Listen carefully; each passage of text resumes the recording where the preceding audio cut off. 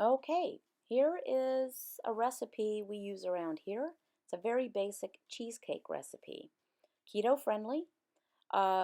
Keep in mind, even though it's keto friendly, does not mean it's low impact. It's very rich, so you won't want to eat the whole pie. This is kind of the way it looks. I'm not a great food photographer, and so that's the way that goes. I'll be showing you the ingredients here in a second, but I do want to point out that I grind our almond meal in the Cuisinart. I've shown this in a previous video, the video where I made almond cookies, which are a particular favorite around the house. Also, almonds are technically not on what we call page 4, which is Dr. Westman's protocol for the ketogenic diet. I tend to avoid them. My husband can tolerate them more and stay in ketosis. So anyway, you'll see there's a list of the ingredients themselves. In that container is the ground almonds with 3 eggs sitting on top, and sour cream and cream cheese and butter, vanilla extract, some sugar-free syrup, and some Splenda. The sugar-free syrup is really optional. I just kind of throw that in because I think salted caramel makes everything taste great. You'll want to preheat your oven to 350 degrees, on my oven anyway. Your mileage may vary. It's 20 grams of Splenda. Measuring might seem a little bit too much work, but I find it better with baking. It's 3/4 of an ounce if you'd rather not go metric.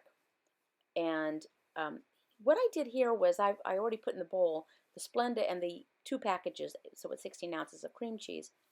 To that, I add 2 ounces of sour cream. Again, I like to weigh when I'm baking. Baking, this recipe is not super fussy, but in general, baking is more about weight than about volume. So this is 1/4 cup of sour cream, but I went ahead and measured it just to display that.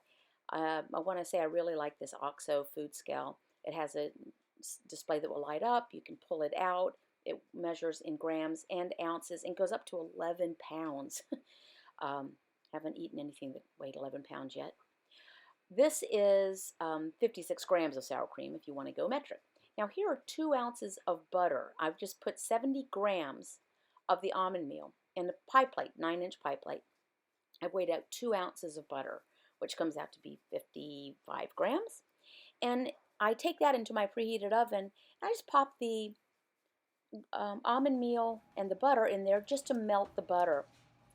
There are different ways to do it. You could melt the butter separately and do all that. Let's say it again. We all know it. Casey's a lazy cook. So this is the butter melting. We won't spend too much time because it's the only thing less interesting than watching butter melt is watching paint dry. Get the butter melted. Just kind of mix it up. If you wanted to add some sweetener to this crust, you could. As I said, we don't want things overly sweet in our house. So this is really plain. And there we are. That's the cream cheese and the sour cream and the Splenda. Again, I like this little handheld mixer. I don't have a big countertop mixer anymore. We are at that point in our lives where we're trying to simplify and minimize and clear things out. So I just kind of take that. Everything was at room temperature, by the way. The cream cheese and everything, just to help it blend up a little bit.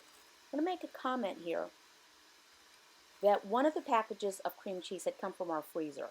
And that's fine. You can freeze cream cheese. If you saw in the way it looked a little grainier and than the one that had not been frozen. So you certainly would not want to freeze cream cheese to spread on anything. If you were going to have it as, put it on some celery and then spread cream cheese, because it does kind of break it up a little bit after it's been frozen and thawed. But I think for this application, it's fine. Eggs, one at a time, just to kind of make things whip up better. So there's 3 eggs. Have them in a bowl, pop them in there, and I'm adjusting the hand mixer speed up and down depending on how I feel like I need it. So this is actually the thing that takes the longest to do, is just the blending. This is a pretty easy recipe. And plop that last egg in there, the 3rd egg, and make sure everything's kind of blended up, scrape down the sides. This, and my husband pointed out later that the batter did seem a little grainier to him, and that was a function, I think, of that frozen cream cheese. The end product came out fine. So there's a teaspoon of vanilla extract, and I put in a tablespoon of sugar-free salted caramel syrup. Again, optional. I just like salted caramel. I like the savory and the sweet together. I think it adds a little bit extra. I don't know that anyone would notice if it was left out. So just something that I do. And blend that all up. Now I will have taken out the almond meal butter combination, the pie plate. Made sure everything was blended and just kind of, gently patted it down with a back spoon or fork. And let that cool just a bit. And that was the sum total of the preparation for the crust, was just melting the butter and mixing it up. I'll take this batter and we'll put it into the pie plate. You'll see here in a minute, it takes up every bit of that pie plate. You'll want to, if you make this recipe, you'll want to experiment with which size pans or plates, whatever, work for you. And those are being saved for later for somebody I know. And sorry for the angle of this. I don't have Rachel Ray's set up to be able to videotape how I make things, but just, you know how to pour stuff into a plate. You do it, but you'll see there's not much room to give. That takes up every bit of that. I think it's a 9-inch plate, pie plate.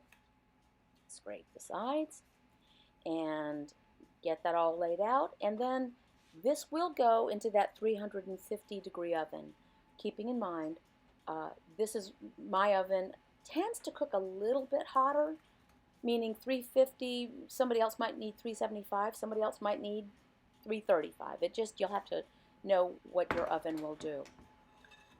So I'm going to pop it into the oven here in just a second. I'm telling Alexa to set a timer for 30 minutes. Timer, 30 minutes. The recipe I kind of stole or adapted calls for 45 minutes, but I like to keep an eye on it. So there it is. This is after 10 minutes. It's glossy, looks kind of smooth. After another 10 minutes, it's beginning to rise up a little bit. You can see crack, which is perfectly normal. And it's still very loose there. I'm tapping it to see it's kind of wiggly and jiggly. By the way, while you're waiting for that to cook, this is what happens when the bowl and the beaters and the spatula are left over, and then you invite your lovely mate to help clean up. That's what happens afterwards. This is a key step. Do not cut it out. Let your lovely mate lick the bowl. Okay, back to the cheesecake. So this is after it's been in the oven for 30 minutes, and then I came back. This is about 40 minutes, 45 minutes. Still a little bit loose to me. So what I did was I just decided to turn off the oven and let it sit there. It's not going to burn at this point. And because it's not like leavening agents in here. It's just cheese and eggs and sweetener. And this is, after I took it out of the oven, it was still a little bit loose, a little jiggly, kind of like a custard. And it starts to fall. So it does get, thinner. And that's how you make the cheesecake. And you kind of end up with where you were before. You've got a cheesecake, and it tasted great from what my husband told me. I did not have a slice of this. It is very rich, and I was not hungry. And I try not to overindulge in things. But if you absolutely gotta have a slice of cheesecake, maybe this is one you could try. Have a great day. Thanks for watching, and thank you to those of you who subscribe to my channel and support it.